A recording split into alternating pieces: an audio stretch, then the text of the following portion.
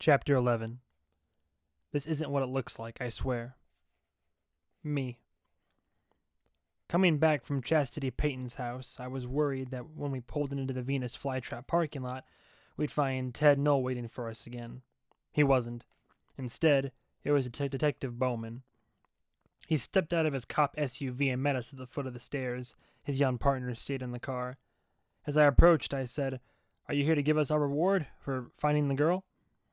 "I think you can guess why I'm here." I headed up the stairs and Bowman followed. John said, "You don't have a warrant. That means you can't come in unless we invite you." Bowman said, "You're thinking of vampires."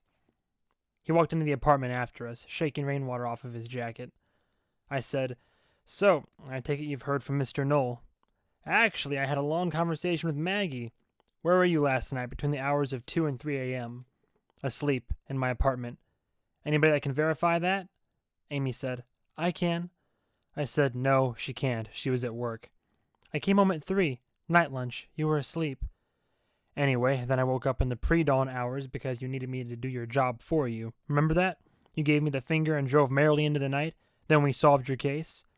And now I have the victim pointing the finger at you, and an extremely convenient failure of the victim's Littleton alarm system, with your girl in position to sabotage it." That clearly startled Amy. I hadn't mentioned that part to her. Still, she said nothing. "And the father, he's made an ultimatum. Either we haul you in, or he buries you himself." "Then arrest him." "He hasn't committed a crime yet. That would be for after he shoots your ass, and that's only if he refuses my offer to help him get rid of the evidence." "Even if you think I did it, aren't I also the guy who brought her back? So what's the charge there? We took a little girl to visit Mind's Eye, then brought her back home 8 hours later? For what? We didn't even get paid for the work. And then we found out there was another victim. At least one." I said, "You think I did both? At the same time, across town? And never got spotted. It's weird how you switch between having a really high opinion of me and a really low one." He shrugged. "Well, somebody did it." "Yeah, but it wasn't a person, which you know damned well." Do I know that? Do I know that?" John said, "So now if we go and find the other kid, that just casts more suspicion on us. Well, guess what? We're going to go find him anyway. I'm sure you understand, at this point heroism is just a reflex for us." I said, "And just to be clear, the only way to prove to you that we weren't behind this would be to successfully find the guy who did it, and for it to turn out to be an actual human being you can book and prosecute, right?" "Actually, Juan, if I see you anywhere near any of the victims' families again, or see you talking to witnesses, or otherwise doing amateur cop stuff, I will haul all 3 of you in for interfering with a police investigation. I'm using the word haul here to describe tying you to the rear bumper of a squad car and dragging you across town. You're going to stay home. You're not going to leave town. You're going to wait for me to tell you what to do. Understand?" I said, "Of course. What you say goes. After all, you're the police." He turned and opened the door and was almost all the way out when there was a thump from another room. We all turned, including Detective Bowman. Another thump, like someone kicking a door, coming from inside my junk room. The detective said, "Who else is here?" Simultaneously, Amy said it was the wind. John said it's the dog. I said I don't hear anything. The detective pulled his gun and said, "Get back, all 3 of you. Go to the other side of the room." We did. Thump. I said, "I don't want you to take this as a threat, but the last cop to come into my house and yank open doors to investigate strange sounds, well, he kind of wound up with a monster in his face. I don't mean it was near his face, I mean it was literally inside his face. Shut the fuck up." Still, he approached the closed junk room door like he thought a velociraptor would come crashing through it at any moment. He positioned himself outside the door and, with his gun held close to his body where an assailant couldn't grab it, he reached out with his left hand and pushed the door open. He jumped back from the door to create distance, then trained his gun on whatever horror was inside the room. From where I was standing, I couldn't see inside, but I mentally prepared myself to go running out the front door if he got yanked into the room by jaws, paws, tentacles, or a beak. The detective looked inside, took in what he was seeing, then spun and aimed his gun right at me.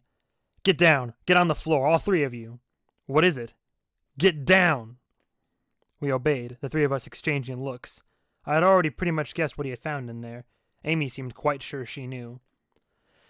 The detective grabbed his walkie-talkie and called in a squad car and an ambulance. He had a young child, he said. Alive, but unconscious. We were handcuffed in the back of Detective Bowman's SUV, Amy's right hand cuffed to a belt loop, and had been sitting there long enough to see the sun go down. Red and blue lights flashed across the beads of water on the windshield. The employees of the Venus flytrap had all gathered up front, muttering to each other, covering their mouths in shock. I watched as Chastity pulled up in an old but impeccably maintained Range Rover. She jumped out and ran toward the stairs, then was restrained by a pair of street cops, reassuring her little boy would be right down. Then a paramedic carried Michael Peyton's tiny body down the stairs, the boy wrapped in a blanket. Chastity easily shoved the two cops aside and flew up to snatch her baby from the paramedic and clutch him to her chest. A Channel 5 news team was there to get it all on camera, as were most of our neighbors. Word travels fast any time there are cop cars at the Wallen residence. The child and Chastity were loaded into an ambulance, and soon after, a crime scene team started filing up and down the stairs, all of them about to be very confused by the shit they would find in my apartment. Will somebody in the evidence room be in charge of figuring out what that clown painting is saying? Detective Bowman's partner, the square-jawed dude with the fancy hair, climbed into the passenger seat of the SUV. Bowman was standing under the awning of the dildo store, talking to one of the crime scene techs, hopefully warning them about grabbing anything in the apartment with their bare hands. To Bowman's partner, John said, "The only thing that bothers me about this bullshit is that I'm pretty sure the real bad guy is still out there. You know we didn't do this, and you know you need us, so what good does booking us do other than let you cover your ass by closing the case?" He said, "Shut your trap. I've got no patience for this bullshit." Bowman slid into the driver's seat.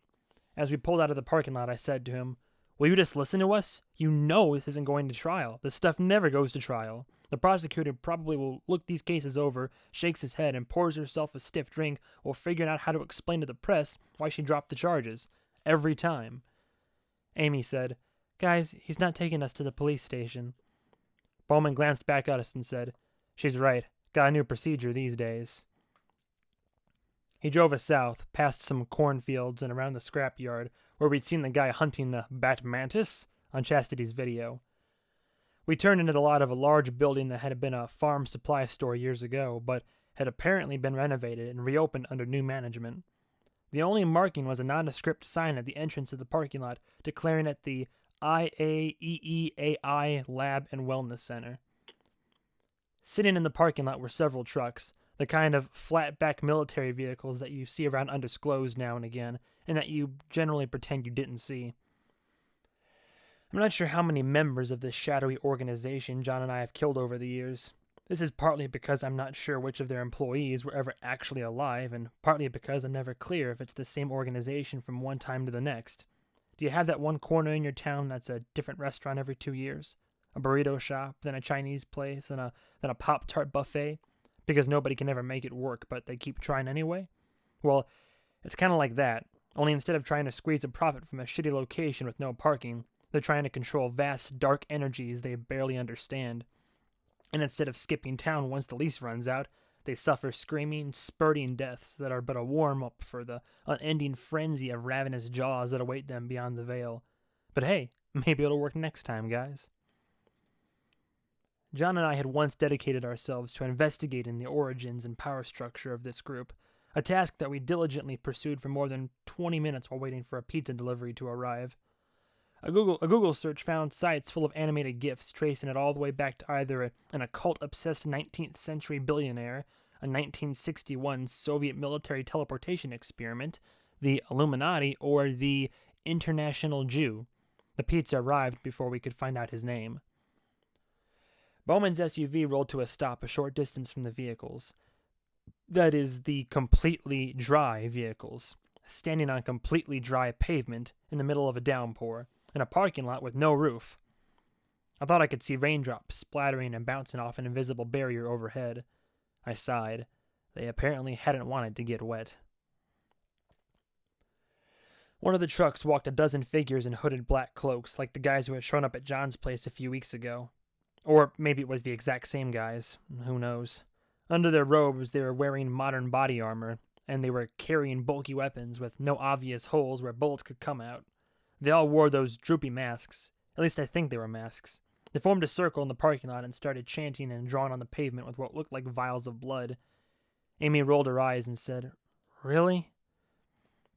Detective Bowman took a drink from a flask he'd hidden under his seat and said to his partner, "You know, law enforcement has changed quite a bit since I was in the academy."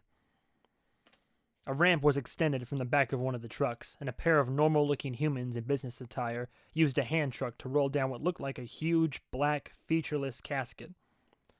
They wheeled it out to the middle of the circle of chanting cloaks and set it up on end, like a vampire was about to walk out of it. Note, vampires aren't real. One of the suits, a woman, gestured in our direction, and Bowman said, "Will you willingly get out and walk over there, or do I have to march you over there at gunpoint? You know how I hate getting out in the rain." I said, "This isn't right, detective. You're supposed to uphold the law. Whatever's about to happen, you know damned well we don't deserve it." Hey, you know who else said that very thing to me? Literally every scumbag I've ever stuffed into that back seat. John said, "You see those guys out there summoning the devil or some shit, right? Is that what you think they're doing? Because I'm pretty sure all that witchcraft mumbo-jumbo is supposed to protect them from you. And yeah, we're dropping you off here because nobody's sure a cell can even hold you. Now get the fuck out of my vehicle." We all glanced at each other, but short of trying to overpower the cops and steal their SUV, there weren't a lot of options. His partner removed the handcuffs and we all stepped out into the rain, took a few steps forward, and then were out of the rain. Amy said, "Weird." "Hello," said a stern-looking woman in a perfectly pressed navy pantsuit, striding toward us ahead of an even more stern-looking man with brown hair and a neatly trimmed beard. "My name is Agent Helen Tasker. My partner is Agent Albert Gibson." Later there would be some dispute between John, Amy, and me about what names the agents had given us, but Helen Tasker and Albert Gibson is what I heard. John said, "And you're with?" "Fish and Wildlife," said the male, Gibson, with a sneer. I said, "So, are you the ones framing me on Nymph's behalf, or are you also pursuing Nymph? Or are you just altogether clueless about what's happening here? Honestly, from past experience with people like you, it could be any of the three." The female agent, Tasker, said, "We are here to gather information. That's all you need to know. Now, to prevent you from coordinating, I'm going to interview you separately and simultaneously." Gibson walked over and opened the casket, or whatever it was. It was just a 7-foot-tall, featureless box with a door. The woman looked at me and said, "Mr. Wan, please step through the door. I'll be right behind you." I said, "We won't both fit in there." She didn't answer. I stepped toward the door, and, when I got close enough, heard moaning and wailing from the other side. A stench of disease and death wafted out. I felt my guts clench. Stepping through that door wouldn't mean stepping inside the box. I would emerge elsewhere. At this point, things again get a bit mixed up in my memory. John, Amy, and I all later agreed that each of us had stepped through the door of the black box, that each of us were questioned on the other side of it by the same female agent. But each of us recall being asked to go first. None of us recall either of the other two being called. It's like in the moment Tasker asked to speak to us, we simultaneously split into 3 separate timelines. If you understand how this sort of thing could work, please write down your explanation with as much clarity as detail as you can, then throw it in the trash because who gives a shit? I took a breath, steeled myself, and stepped through. I emerged on the other side, and there was no longer in that parking lot or an undisclosed. A stench hit me so hard that I thought my brain had shit my sinuses. I tried to breathe through my mouth, but I swore I could taste it. I was standing over a dying man, lying on a filthy cot at my feet. Flies crawled over a row of yellowed teeth rotting behind cracked lips. His midsection was covered by a wadded-up sheet that was encrusted with dry diarrhea. Out from under the sheet were jutting pale white sticks that were his legs, the feet black as if from frostbite and missing half their toes. On the ground around him was a scatter of discarded rags that were red with sprays of coughed-up blood. The man had just enough energy to turn his head toward me, slightly, and hiss the word, "Water." Next to him was another man in a similar condition. Next to him, a skeletal woman who appeared to be dead.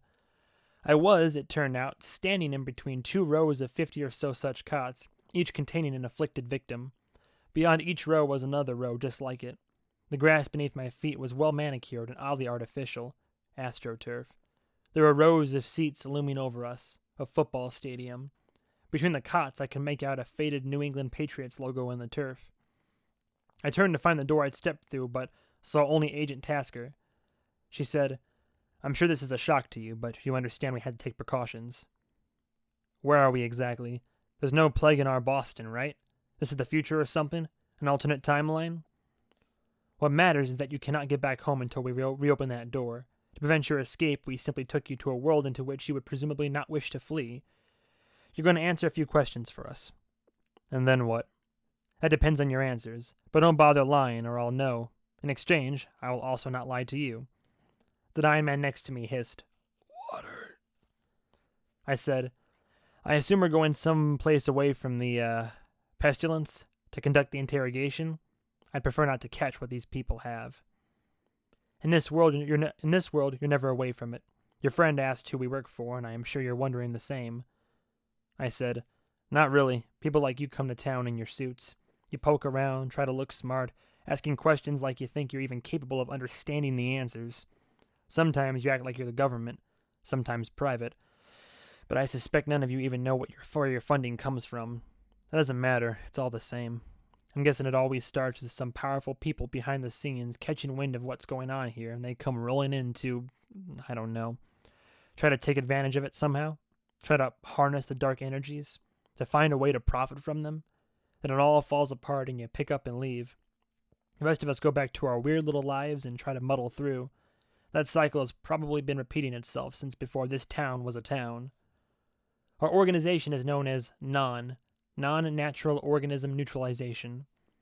Well, either way, one thing is always the same. You people never manage to improve the situation. Would you prefer we left it to amateurs like you?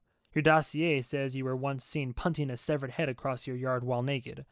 That was an isolated incident. You understand that scenarios like these cannot be left to play out of their own. Innocent children taken in the night. The people are frightened, understandably so. Panic is a self-sustaining chain reaction. Order must be restored. Hey, you want to fix this, go for it. I hereby defer to your judgment. Word around town is that you had something to do with it. The only word around town is meth. Why don't you tell me a little bit about your history? You just told me you have a dossier. You probably know more about me than I do. I was drunk for so much of it. I want you to tell it. Another man came shambling by, in filthy rags that might once have been white. I realized to my horror that he was a doctor. He looked like he'd died of exhaustion a week ago, and his body hadn't gotten the message. He didn't even glance at us as he passed. The man on the cot rolled his eyes toward him and rasped, "Water," but the doctor ignored him. I said, "My history? Going back how far? To my birth? To the start of your career in this field?" I lived a normal life until high school. Got into some trouble. Maimed a kid in a fight. You know, the usual stuff.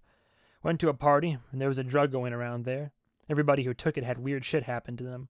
All of them died but me and John. Now we can see monsters, and it's awful. And now you have gained some prominence due to that. It is, as they say, your claim to fame. Now eliminate that element, all of your supposed paranormal abilities and self-reported heroism, and just tell me about your life as a man. Not much to tell. I know. Tell it anyway. Well, I worked in a video store for a while out of college. Place went out of business. I've been in and out of work ever since.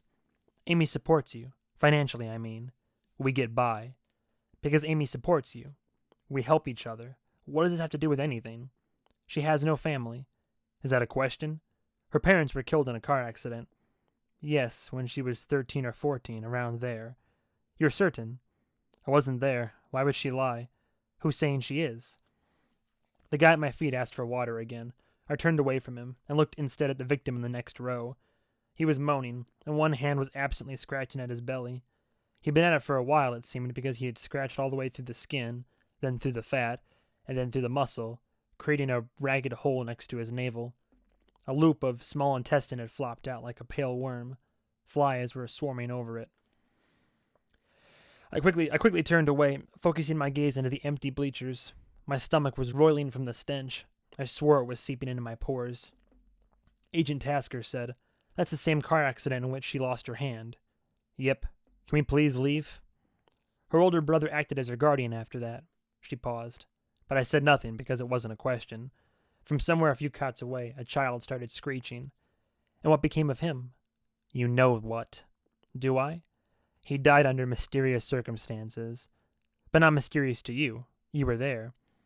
Oh, trust me, I'm just as confused as anyone. Is there a point to all this, or are you just trying to piss me off? My point is, now all Amy has is you, the man who she believes protects her from the monsters. I don't know what she believes. You'll have to ask her. I am, as we speak. If I were to go back and have her tell the whole tale from her perspective, would she speak of the same monsters? How much of it did she actually witness?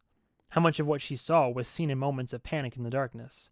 How much were her memories augmented by the detailed stories written down by her beloved David, the only one she has in the world? The man she believes protects her from the very monsters he describes in such vivid detail. Why are you so obsessed with our relationship? How does that possibly matter in this situation? It all matters. The universe is a series of fulcrums, upon which fate tilts this way and that. Random application for an art school is rejected, and a young Adolf Hitler changes careers. Are you saying Amy is the new Hitler? Or am I? If it's me, it just, seems like a lot of work. Would you say her life was better before she met you or after? Oh, fuck you. Look past your defensiveness and try to grasp the context in which I'm asking this. Imagine you're looking at this case from the outside, observing how the situation undisclosed has degraded over the last decade. If you could go back and pick one single person to eliminate from the equation in order to alleviate the maximum amount of suffering, who would it be? Are you going to kill me, Agent Tasker? Is that all this is? You did the math and decided that I'm the problem? Well, shit, who am I to argue? Even if that was my intention, I do not have the authority to do that. Okay, do you need me to sign something, or do you have to get your supervisor? What I am saying is that the anomalous entity that exists in the undisclosed coal mine is our concern, not yours. We will see to it that it is dealt with. If you want to slay the monster that stalks your town, well, there are numerous, painless, and quick methods. I've run the scenarios. I assure you that the outcomes are superior for virtually everyone involved, especially Amy. Jesus Christ, lady. Did you just tell me to kill myself? It's like if the guardian angel in It's a Wonderful Life went up to George Bailey on that bridge and was like, "Do it, you pussy." George Bailey is portrayed as the hero because he wanted to give cheap home loans to citizens who couldn't afford them, the very practice that just caused a worldwide financial crisis in real life. We'd have been better off if he and everyone like him were, in fact, drowned in a river. Well, I think you and your organization would be better off if you all drowned on my balls. Fuck you. You want me dead? Man up and do it yourself. She glanced at her watch. All right, we're done here. Please step this way.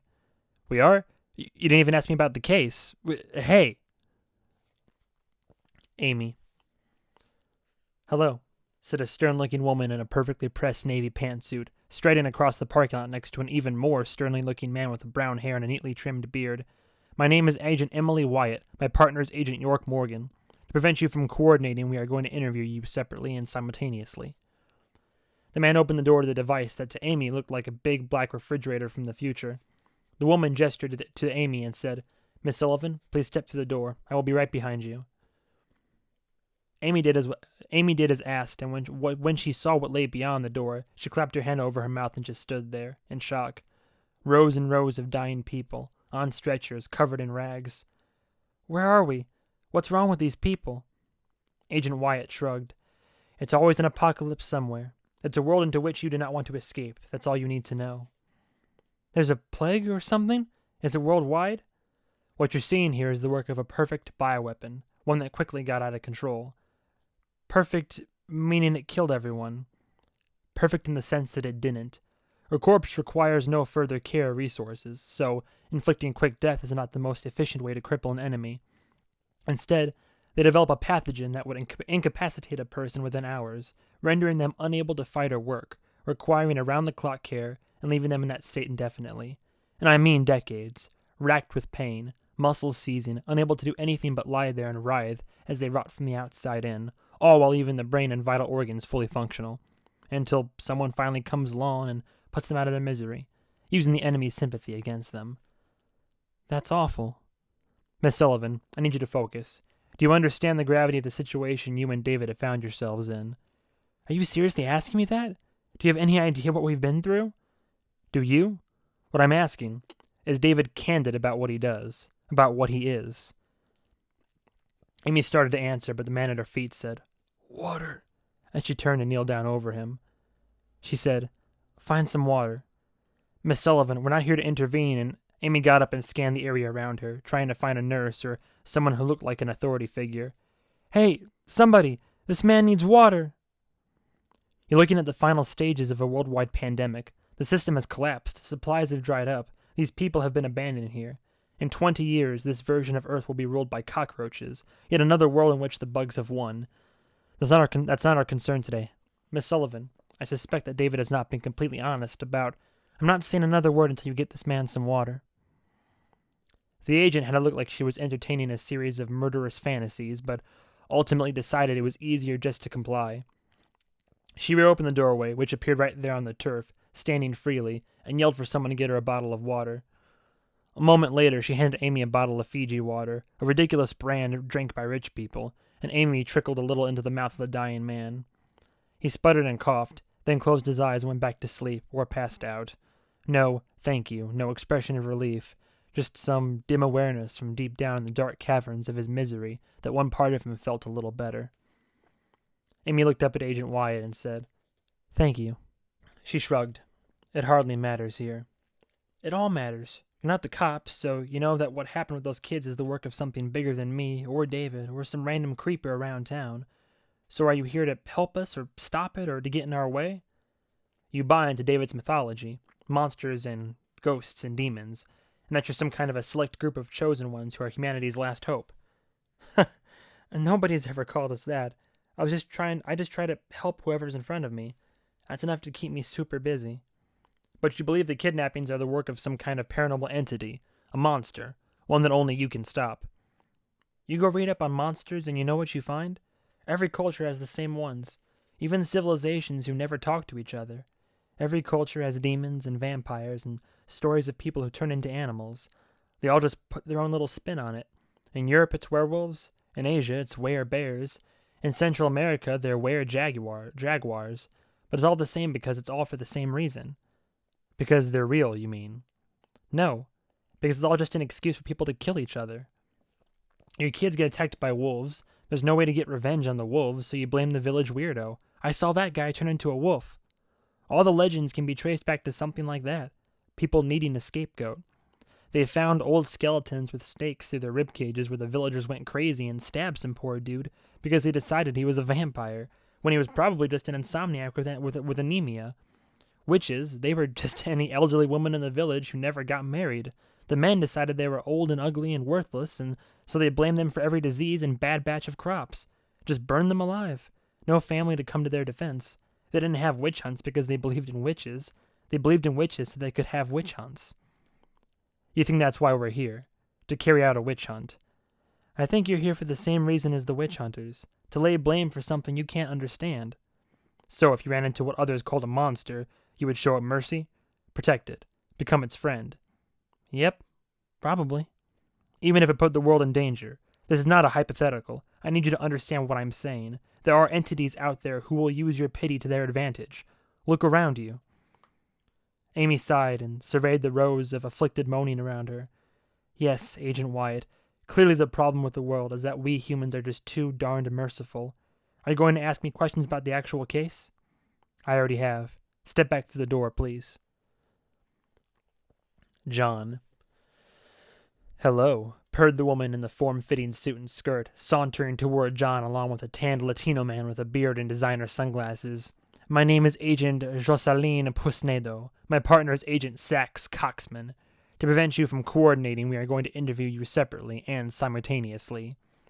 She stared into John's eyes and said, "You first, but I'm telling you now, if you so much as raise a threatening eyebrow in my direction, I'll replace it with a bullet hole the size of a golf ball. Am I understood?" John said, "You might not find me so easy to kill, but I've got questions of my own, so let's get this shit over with."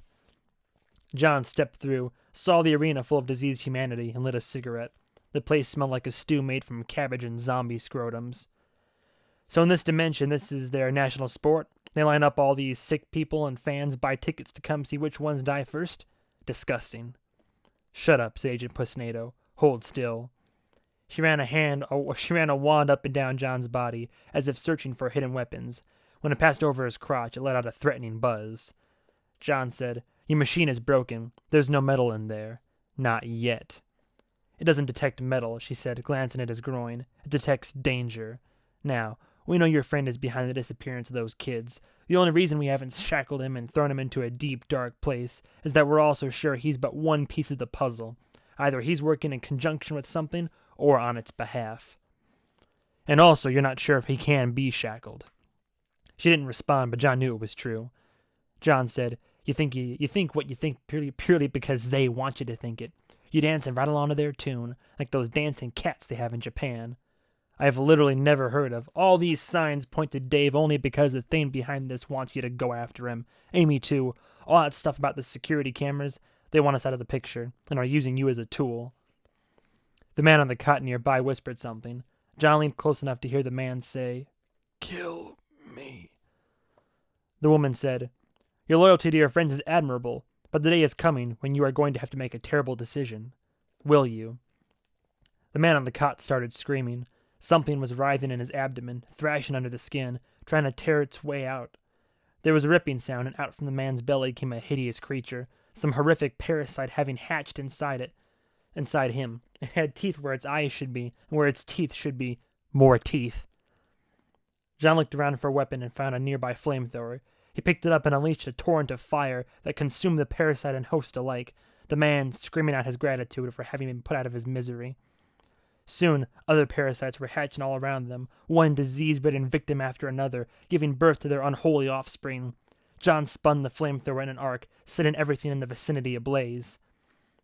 The fuel quickly ran out. John tossed the flamethrower aside and picked up Agent Pusnado from where she was cowering on the turf.